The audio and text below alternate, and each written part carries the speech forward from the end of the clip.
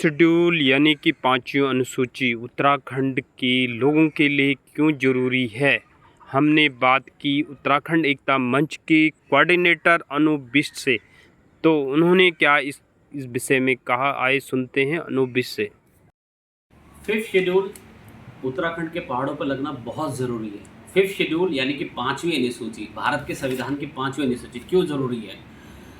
उत्तराखंड के पहाड़ों में अगर पाँचवीं अनुसूची फिफ्थ शेड्यूल लग जाता है तो इससे हमें बहुत सारे लाभ होते हैं। पर पहले इस बात को समझिए, क्या ये फिफ्थ शेड्यूल उत्तराखंड में लागू था? यस, ये उत्तराखंड के पहाड़ों में 1931 से लेकर 1972 तक लागू था और ये हमसे उस टाइम की सरकार ने हमसे छीन लिया, किसी को पता भी नहीं चला।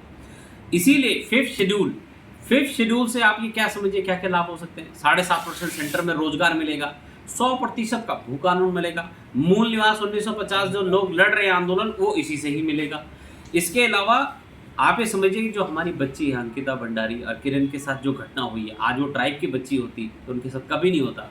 एसटी एक्ट यानी कि डायरेक्ट अगर घटना होती है हमारे बच्चे के साथ कोई भी छेड़खानी तो तुरंत अरेस्ट का नोटिस निकल जाता है। तो ये एसटी एक्ट के माध्यम से हमारे बच्चों को मिलेगी सुरक्षा।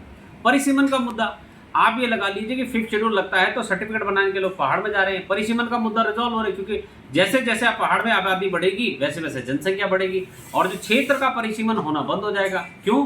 क्योंकि सारे लोग अपना सर्टिफिकेट उत्तराखंड से बनाएंगे, पहाड़ों के गांव के अंदर आबादी बढ़नी स्टार्ट हो जाएगी डॉक्यूमेंट के माध्यम से। इसीलिए ये सारे कानून के इस फिफ्थ शेड्यूल यानी कि पाँचवीं अनुसूची की वजह से उत्तराखंड में रिवर्स माइग्रेशन स्टार्ट हो जाएगा, यानी कि लोग अपना डॉक्यूमेंटेशन उठा के उत्तराखंड से बाहर क्षेत्र जहाँ पे भी रहते हैं वो सिर्फ उत्तराखंड में ट्रांसफर करना स्टार्ट कर देंगे।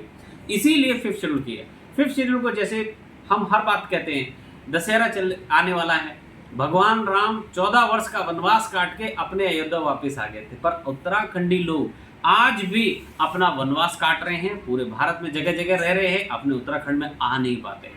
उनको उनका भूमियाल बना रहा है, उनका घंडियाल बना रहा है, उनका देवता उन्हें बुला रहा है, लेकिन लोग सोचते हैं कि चलिए साल में एक बार देवता पूजा कर लेते हैं, क्या इससे आपकी दुविधा दूर होगी? नहीं होगी।